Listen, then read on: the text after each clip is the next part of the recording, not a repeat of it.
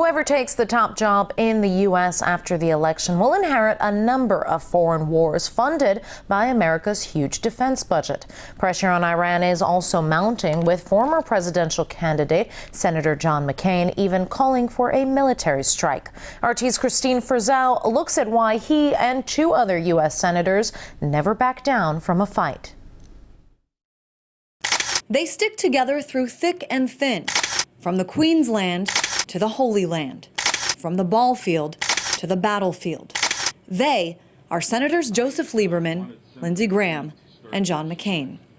Seen frequently side by side, both physically and politically, the call for more war, a song almost on repeat for them. These three haven't met a war that they don't like.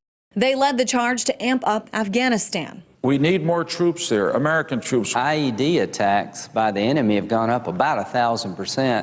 In the words of Admiral Mullen, time is not on our side. And they've been called everything from the Three Amigos, the Three Blind Mice, and the Axis of Error by the website downsizedc.org. They tend to work together as a bloc. They're kind of an axis involved in foreign policy, kind of hearkening back to that old axis of evil that we heard about. That foreign policy not just limited to Bush's wars. Here they are meeting with Libyan President Muammar Gaddafi in August of 2009, at a time when it was in the U.S. interest to call him friend. McCain later tweeted this, calling him interesting, but a year later wanted him gone. If you want Gaddafi to go, then one of the steps, among many, would be to establish a no-fly zone. Will the world stand by and allow a leader like Gaddafi slaughter his own people? An ongoing target for them, Iran. If we use military action against Iran, we should not only go after their nuclear facilities, we should destroy their ability to make conventional war. They should have no planes that can fly and no ships that can float. We keep pointing the gun. We haven't pulled a single trigger yet, and it's about time that we did. But 2 years on, that lack of immediate military action hasn't resulted in Armageddon or anything like it.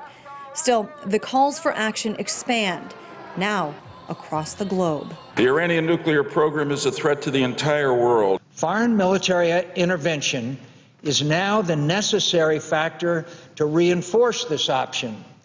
Assad needs to know that he will not win. And now we find ourselves in virtually the same identical debate a year later about Syria. What's going on in Syria? What's happening, and how should we respond to it? And once again, I mean, almost with Pavlovian response, these guys come and say, well, we've got to go to war. The mood of the American people may have shifted to ending the wars, but the perpetual lobby for war does have its supporters. They're very popular with the military-industrial complex, which sees every new adventure, every new invasion, every new occupation, every new major bombing campaign as an investment. But it's an investment fewer and fewer Americans are willing to make, as they've already lived through the consequences of the previous military adventures.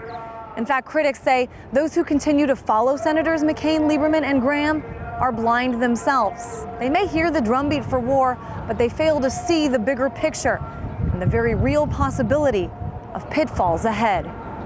In Washington, Christine Frizzell, RT.